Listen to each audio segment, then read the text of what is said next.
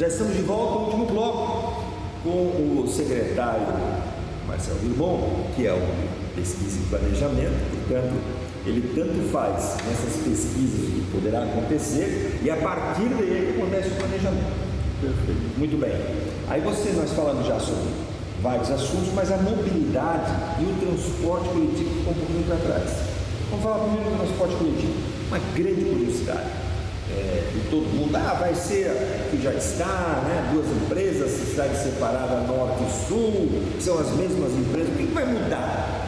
Olha, vai ter uma nova licitação, o edital nesse momento ele está sendo discutido na parte jurídica, no Tribunal de Contas e tal, né?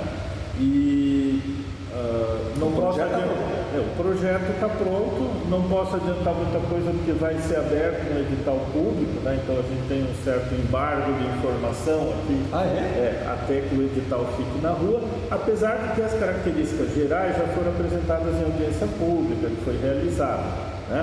O que eu posso adiantar é que, assim, independente do número de empresas, vai ser considerado um sistema só, que é o sistema da cidade de Joinville. Ele vai continuar sendo um sistema tronco alimentador, ou seja, vai ter linhas troncais, terminais de ônibus, como hoje, né? E ele vai ser modernizado, tanto na tarifação, quanto no formato de pagar, no formato de validar o bilhete, tudo isso, ele vai ter incorporação de Wi-Fi dentro do ônibus, ar-condicionado dentro do ônibus. Vai ter itens de conforto, porque isso daí tem que ter a liberdade de você mediar.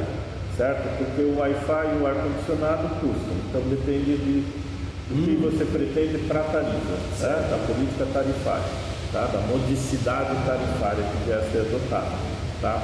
Mas assim, as possibilidades vão estar todas abertas e ele tem uma renovação de todo o escopo jurídico, né? Do sistema de transporte que estava já, como a gente falou, né? Ele foi instituído lá nos anos 80 para as primeiras mudanças nos anos 90 e com ajustes ao longo do tempo, mas está defasado. Tá? Bom, quando tu falas um único, né? Uma única operação, significa que é só uma empresa que vai... Não necessariamente, tá? Pode ser três, pode ser um outro tipo de modalidade que seja permitido no edital. Mas é entender que é o sistema de transporte único, né? É o ele já é assim, né? Mas hoje tem muito ainda aquela visão de são duas empresas e tal, né? Mas na verdade a gestão já é tratada como um sistema só, tanto que tem as linhas que vão interterminais e tal. Marcelo, voltando à questão da mobilidade, que é uma das questões mais importantes que nós, moradores daqui, dizem, mas demora muito para chegar nos pontos, eu saio daqui, demora muito. E não tem esse olhar, como posso comparar com cidades semelhantes, como Florianópolis, né, que o trânsito é 3 vezes pior, o mesmo até em Curitiba, que hoje já tinha, atrás era rápido, hoje não é mais, né? Mas o que se tem planejado com base nessa inteligência, tanto do homem quanto da máquina? Aqui a gente tem um conflito, tá? E é um conflito cultural, certo? Por quê? Se eu for pegar pela boa técnica, eu vou privilegiar a caminhabilidade, o modo ativo, né, de deslocamento, que é a pé, a bicicleta e o transporte coletivo, tá? E, entretanto, a nossa sociedade, ela tem uma mentalidade mais conservadora nesse sentido, tá? Nós somos carrocentristas, tá? E eu não falo só de Joinville, só o Brasil inteiro, né? Então, o avanço que a gente vai conseguir ter vai depender muito da transformação que vai acontecer ou da velocidade com que a sociedade vai se transformar.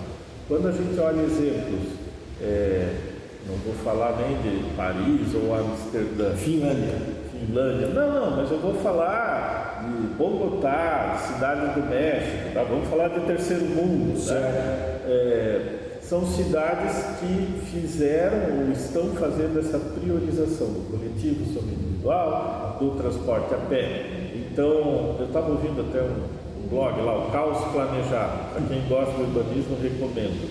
tá?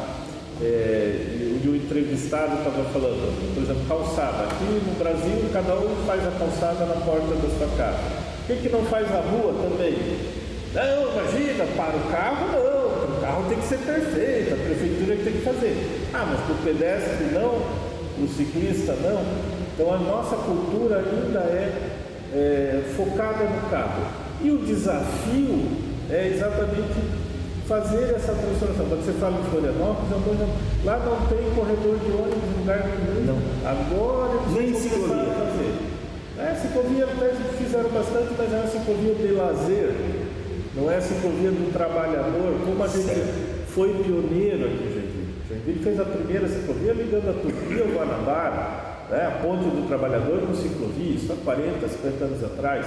Então Joinville foi pioneiro em usar a bicicleta para quem trabalha. Nesse modelo que tu estás dizendo, que já é implantado em duas grandes cidades, bem maiores que Joinville, a prefeitura, além de fazer a pavimentação da rua, deverá fazer também a obra da calçada, fazendo com que todo modelo que é público, a calçada é pública, a via é pública, tenha um padrão. O que a gente faz aqui é um modelo misto, nem tudo vai ser feito pela prefeitura, né? Mas cada vez mais a tendência é unificar o padrão, para que todo quarteirão fique igual, né? Para que não fique cada calçada feita de um material diferente, por exemplo. Tem essas questões também hoje muito importantes, da piso podotátil para o deficiente visual, as rampas de acessibilidade nas esquinas para a travessia das pessoas com deficiência e tal, né? Então, aquela coisa que ainda é comum aqui na cidade, o cara faz a rampa do seu carro atravessar a calçada, né? E isso cria uma lombada lá para o pedestre, imagina para uma cadeira de rodas. Não dá para atravessar. Não dá para atravessar. Então, assim, mas isso é um caminho lento, tá? Isso é um caminho lento, porque a nossa sociedade, ela ainda coloca o carro em primeiro lugar. E não há uma política nacional, por exemplo, para o transporte coletivo, não é? Então, todo mundo cobra do prefeito aqui, do município, tá? Mas, por exemplo, você vai na Europa, aí sim, vamos para lá, ou mesmo ali na Colômbia, foi o governo federal que investiu no transporte coletivo, tá? E aqui no Brasil isso só existe nos projetos de metrô, nos projetos dessa categoria, né, em grandes cidades. E aí, em vez de você construir novas pontes, viadutos para priorizar o automóvel, você acaba pegando esse dinheiro e mudando para essas alternativas. Aí você faz uma calçada boa, aí você faz com que a sinalização também seja festiva, aí você, ao invés de menos carros, mais transporte coletivo, mais acesso à bicicleta, e mais segurança também, né? Por exemplo, uma questão que a gente tem muito forte hoje é o uso da motocicleta, né? Ela virou alternativa para as pessoas, né, que querem economizar e, no entanto, ela oferece um risco gigantesco para o usuário. Né? Então, a gente... Isso é absurdo.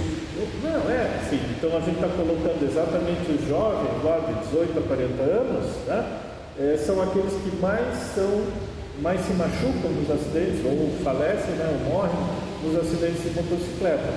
Então, mas a nossa sociedade como um todo não discute isso.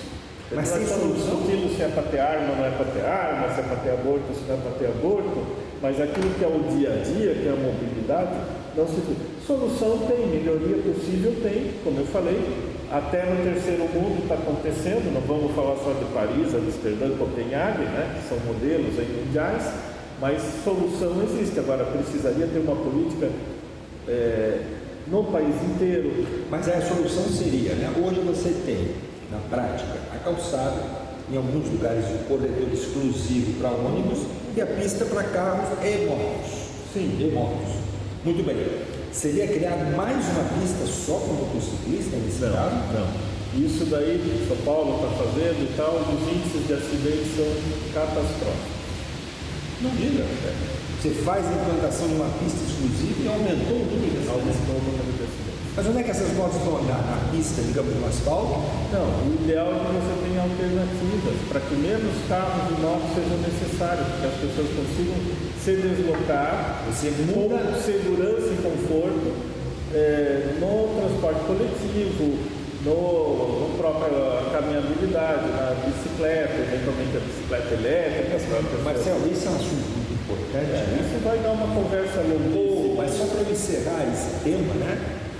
Nós temos hoje profissões, Sim. principalmente os aplicativos de alimentos, que só podem ser viabilizados através da moto.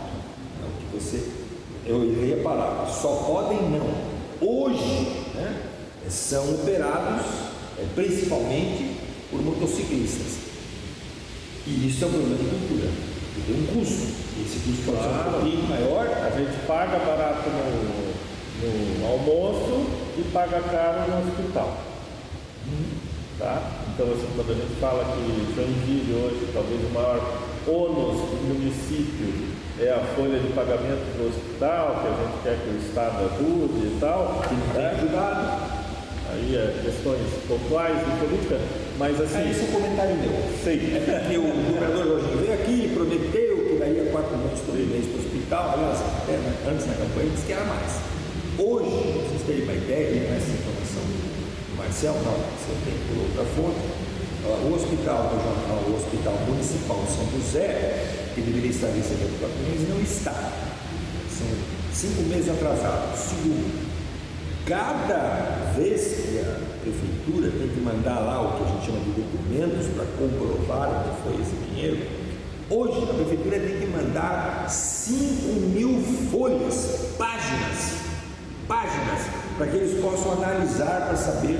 Aí eles já saem 5.000, nem leem, não é possível ler 5.000 páginas, a cada 30 dias são 3 ou 4 pessoas. Mas enfim, é uma escangalhação, a gente toca o palmo aqui da prefeitura, mas o governo estadual não ajuda e muito menos o federal. Nós poderíamos ter aqui um hospital universitário, se tivesse um curso de medicina, por exemplo, mas eu desviei o foco. Senhor, mas eu vou te responder de uma forma assim, mais simples, tá? Quando eu falo que é uma questão cultural, vem muito da educação. Sabe qual é a grande diferença, eu brinco, né? Falo assim, do alemão, motorista alemão com motorista brasileiro, é que lá eles dizem para ele que não pode matar quando dirige. Parece que aqui não dizem, né? Porque... E as multas já são pesadas? Aqui também, não é isso não, é uma cultura, né? É uma cultura. Por isso que eu digo, a solução, né, para o trânsito, como o pessoal fala, é muito mais uma solução de comportamento da sociedade do que de obra física e tal. Vai para os Estados Unidos, que fez milhões de pistas, avenidas, viadutos, túneis e tal, e o trânsito não anda. 8 pistas para ir, 8 pistas para voltar, uma rua, uma avenida em cima, um andar, onde a cão. E o trânsito não anda, não, tá? Então, assim, não há solução baseada no automóvel em nenhum lugar do mundo. E aí, onde tem sistemas como metrô, trens, ônibus e tal, de boa qualidade e tal, com preço acessível, baratos e tal, há uma facilidade para se deslocar maior, tá? E no Brasil nós temos um problema que não há uma política nacional efetiva para isso. Esse ônus, essa cobrança fica em cima do município. Ninguém vai perguntar para o governo do estado quanto ele vai investir num corredor de transporte, ou num PLT, ou numa coisa aqui em Joinville. Se, por exemplo, eles assumissem, então, um exemplo, se eles assumissem a construção dos abrigos, porque quem paga é a empresa, esse valor da tarifa diminuiria. Hoje é a prefeitura que faz o valor, né? Mas, de qualquer maneira, é um custo que fica só para a cidade. Né? Enquanto você vai, por exemplo, para a Europa, de uma forma geral, 65% a 70% do custo da mobilidade, do transporte coletivo, é pago pela União, certo? Tá? Pelo governo federal. Tá? Então, aí não dá, então imagina. Né? Então, nós vamos sempre depender disso. Marcelo, se tu fosses, né, tu és, né, o homem e a equipe que planeja dentro desses novos critérios, utilizando ferramentas de computação, tanto porque aqui nós temos como você falou, né, uma qualidade de planejamento, porque nós temos uma quase que permanente da prefeitura que vai continuando, né? Então quem pensava lá 20 anos atrás continua aqui dentro, continua colaborando, continua contribuindo, para que a gente possa fazer isso, né? Mas daí tem a questão de que você planejou, você pensou através desses modelos que tu falou, né? De informática, inteligência artificial, do homem principalmente, fazer mais educado. Não teria que ter uma amarração maior? Olha, Sérgio, aí eu posso responder isso de duas maneiras, tá? Primeiro, nós hoje pensamos naquilo que que pode ser executado. Nós não estamos criando um plano para ficar mirabolante, para ficar na prateleira, né, ou no HD do computador, certo? Hoje é nova prateleira virtual, né, na nuvem, como a gente diz. Tá, então essa é uma visão, por isso que eu digo, nosso planejamento é responsivo, usando dados, fazendo os ajustes e projetos que são realizados. E nós criamos mecanismos inteligentes para tornar isso possível. Por exemplo, as operações urbanas consorciadas e o fator de sustentabilidade e inovação, né, que são inovações no urbanismo de Joinville. Explica um pouquinho sobre isso, o que é? É uma parceria público-privada, certo? Onde o empreendedor vai qualificar o espaço público dentro de um determinado regramento, seguindo a orientação da prefeitura. Então, para construir um prédio mais alto ou para fazer um condomínio lá na estrada da ilha, esse empreendedor ele vai ter que fazer uma qualificação da infraestrutura, não só ali dele, né, mas em toda a região. Tá? Então, isso são instrumentos urbanísticos, né, que Joinville está operando. Também somos inovadores, é uma das razões desse reconhecimento. Tá? Nós temos hoje 3 operações urbanas consorciadas ativas, tá? E nós estamos terminando aí as preparações, provavelmente nesse mesmo mês de novembro, nós já teremos o fator de sustentabilidade e inovação de toda a região lá da exposição Campestre, né, Vale Verde e Cubatão, também em atividade. Então, com isso, Joinville entra na vanguarda do planejamento urbano, porque a gente faz a obra acontecer junto com a ocupação e sai daquela história de primeiro ocupa, depois a prefeitura vai engatinhando atrás, tentando tapar o buraco ou acompanhar o buraco. Já foi uma prática combinada. Era como aconteceu, né? Como a cidade cresceu. Marcel, cereja de bolo. A cidade, né, sempre cobrou um grande parque. A cidade brasileira é o coletivo. Vamos ter que ter um grande parque, que a gente possa fazer o piquenique, que a gente possa passear, etc. e tal. Mas vocês adotaram exatamente o contrário, né? A política de não se ter o concentrado recurso, né, o investimento, num lugar só. Eu não vou nem dizer, não foi esse o pensamento, de concentrar ou não. Mas, de fato, como eu acabei de falar que a gente fica engatinhando para levar a infraestrutura para os bairros, né? E uma das carências maiores que existem nos bairros periféricos de Joinville, os bairros de baixa renda ou de renda mais baixa, né, é justamente a questão das áreas de lazer. Então, a gente fez um projeto inteligente, que até foi eu brinco aqui que eu tenho um arquiteto muito bom na minha equipe chamado Adriano Silva, que ele veio com ideias, né, muito boas, e a gente criou os chamados passeios públicos, né, que é a qualificação de áreas que eram valetões a céu aberto, transformando em parques lineares. Tá? Tem outros projetos maiores também, de áreas de parque e tal, que estão aí para o futuro. Né? Tem toda Olha, de uma forma geral, toda a bacia do Rio Cachoeira a gente quer transformar num grande parque linear. Que é aqui na frente da prefeitura, vai até o Costa e Silva, lá chegando na BR. Nas margens do Rio Cachoeira. Tá? Então, a primeira etapa que a prefeitura está fazendo, o Cais Condé, já está em execução, mas a ideia é deixar essa estrutura de projetos preparada para que paulatinamente a cidade vá crescendo. Isso envolve mudar o zoneamento das margens, fazer outras coisas para que isso aconteça.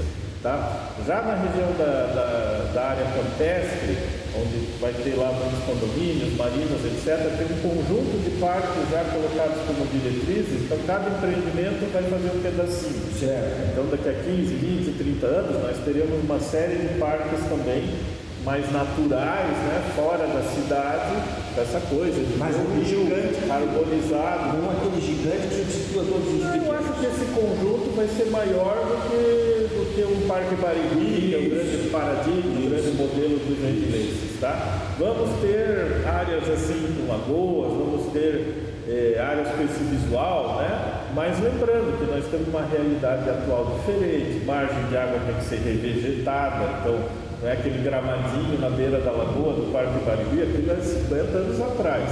Agora tem que botar árvore. Agora tem que plantar árvore, tá? Então condições também, condicionantes, né, novas, mas teremos sim muitas áreas de lazer, muitos parques e campos de futebol alagáveis, né, servindo como bacias de inundação. Vai ter muita coisa por aí nos próximos anos, porque são diretrizes e a cidade, a diferença é que daqui para frente a cidade vai sendo construída com infraestrutura, certo? Ela cresceu muito seu território sem infraestrutura, com infraestrutura precária. Agora ela vai poder aumentar o território, mas sempre com uma qualidade de infraestrutura. E na área consolidada que já existe, as operações urbanas vêm para qualificar isso. Utilizar lugares que hoje estão lá, que a gente não percebe, né? Ou em mata, ou são, você mesmo disse, lugares que não são enormes, né? Tem, você mesmo disse, valetões que foram fechados e a partir dali usou-se. Não foram fechados. Tá? Não, perdão, eu falei. Foi feita uma contenção, né? Que possa ter um parque avançando, né? Um pouco mais à margem.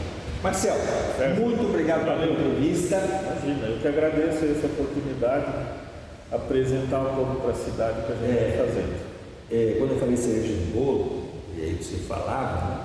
Mas na prática a cereja no bolo que eu quero destacar é a premiação que a Prefeitura Municipal de Joinville recebeu por um órgão que não é governamental, que a Prefeitura não teve contato, eles fizeram tudo isso no Brasil, e aí Joinville ficou em destaque em 2 etapas.